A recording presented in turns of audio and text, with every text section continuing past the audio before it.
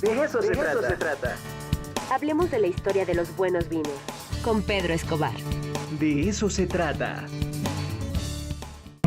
Sí, pues en esta sección hemos hablado mucho del vino en el desarrollo de la civilización humana, de la evangelización, incluso de la conservación de los alimentos con la pasteurización y obviamente de los registros históricos en la literatura y en la cultura general. Pero hoy vamos a hablar de un tema que es la influencia del vino en la obra de los compositores de la música clásica. A ver, Ricardo, ¿tú crees que el vino pueda tener alguna relación con la música, particularmente con la música clásica y la ópera?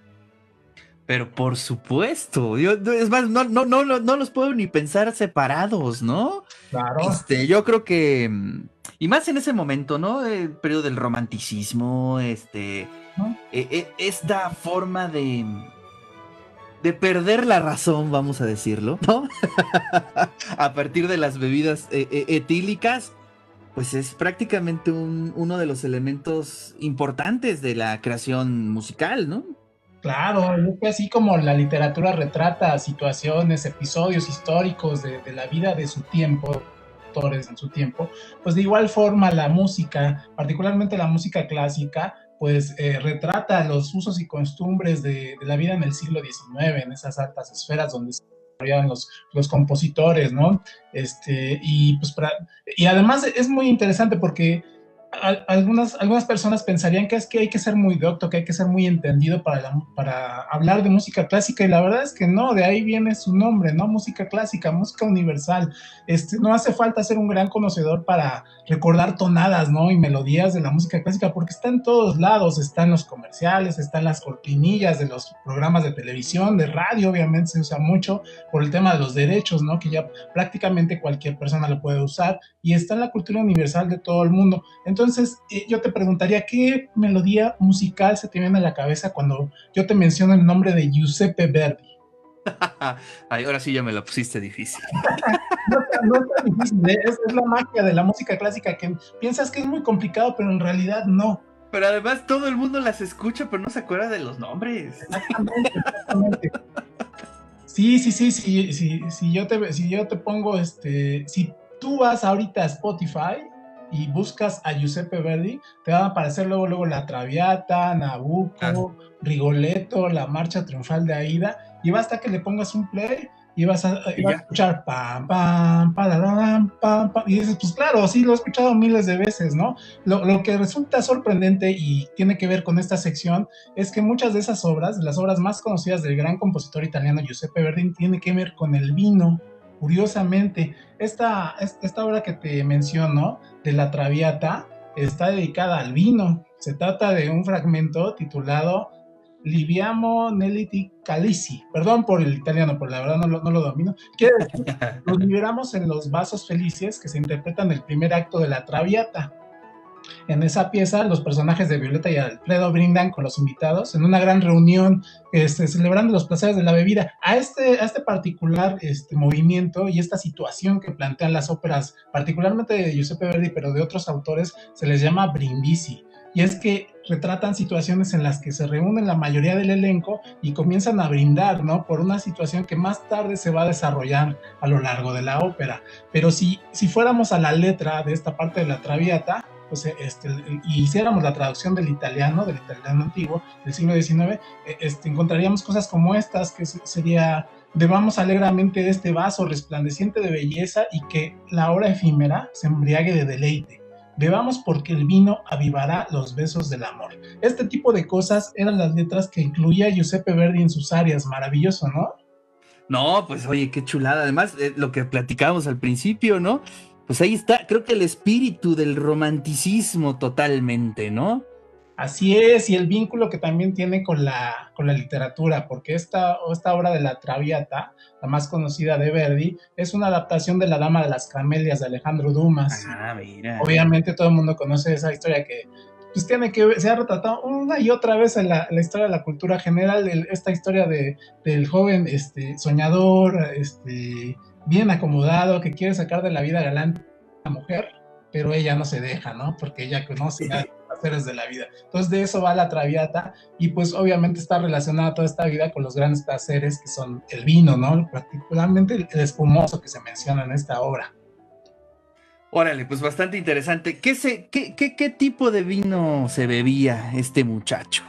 Pues mira, primero te pongo en contexto. ¿Quién era Venga. Giuseppe Verdi y cómo creció? Giuseppe Verdi nació el 11 de octubre de 1813 en la parte alta de una casona en el centro de un pueblito que se llamaba Buceto, en la parte del norte de Italia, muy cerca de la ciudad de Parma, ¿no? Obviamente muy relacionada con la gastronomía, con los buenos vinos, el queso parmesano viene de ahí, no por nada, los grandes jamones. Entonces, en la parte de abajo, sus padres atendían una pequeña taberna, un lugar donde llegaban los viajeros de ocasión y llegaban a comer los quesos, los jamones que se producían deliciosos en esa región y los vinos, particularmente la gran variedad de los vinos italianos que se producían en los viñedos locales, que uno de los más ocurridos era el Malvasía y otro que se llama el Guturnio, que es un vino espumoso, es un vino que es dulce con una alta concentración de azúcar y que se consume en esos lares sirviéndose no en una copa o en un vaso, sino en un platón de porcelana blanca con la finalidad de ver las tonalidades tan intensas, rubí, carmesí de este vino y que pues es un antecedente de vinos muy populares aquí en México y que particularmente son muy importantes para nosotros porque es prácticamente la puerta de entrada al mundo del vino.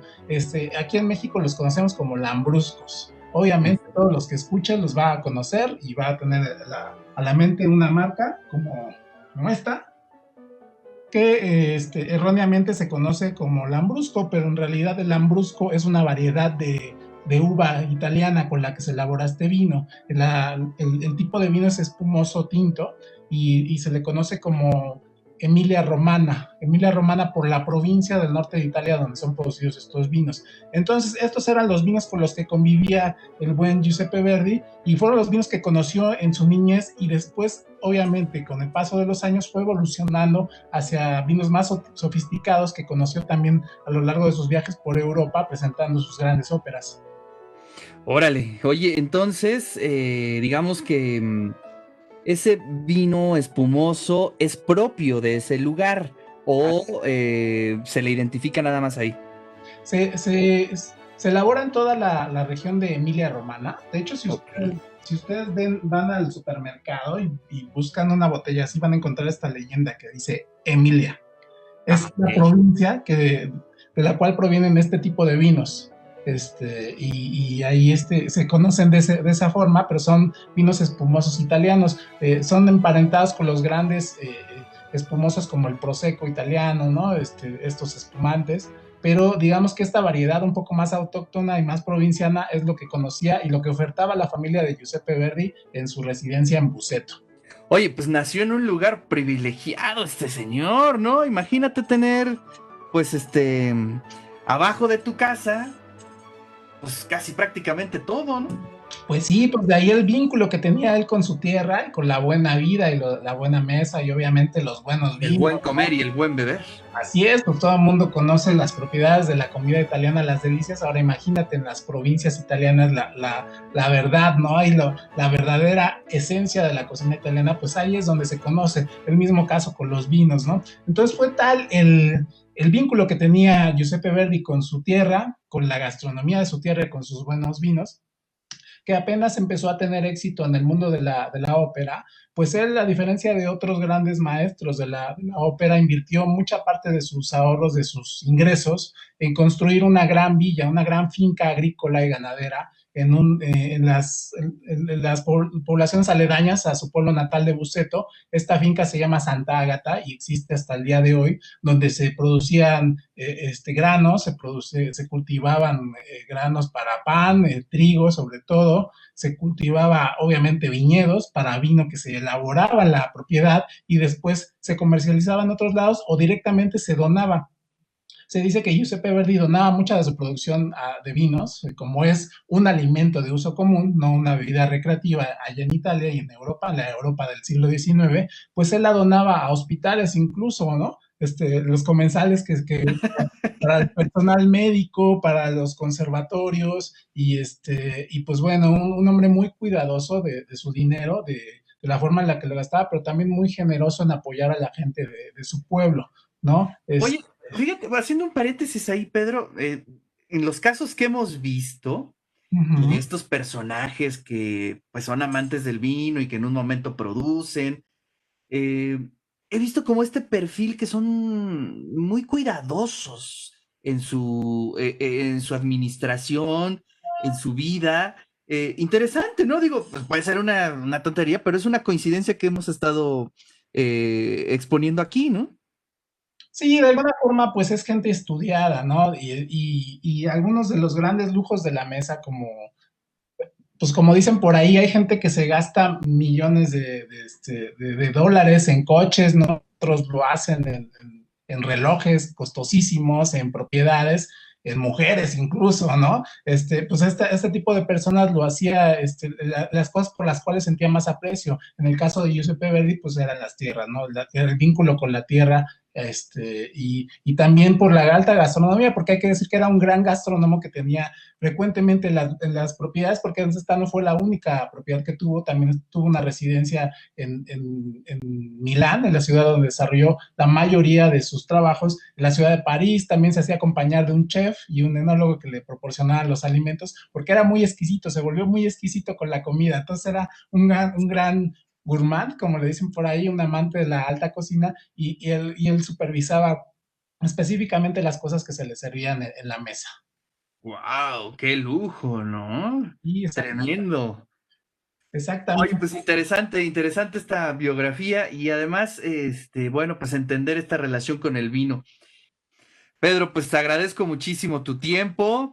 Pues queda al ratito entonces un Lambrusco, ¿no? Y escuchar a Verdi, ¿no? Así es, escuchando a Verdi con todo el soundtrack de La Traviata, por ahí Don Giovanni de Mozart, en fin, hay mucha materia prima de la cual echar mano. Para que Maravilloso. Te mando un fuerte abrazo. Hasta luego, nos escuchamos el próximo viernes. De eso se trata. Hablemos de la historia de los buenos vinos. Con Pedro Escobar. De eso se trata.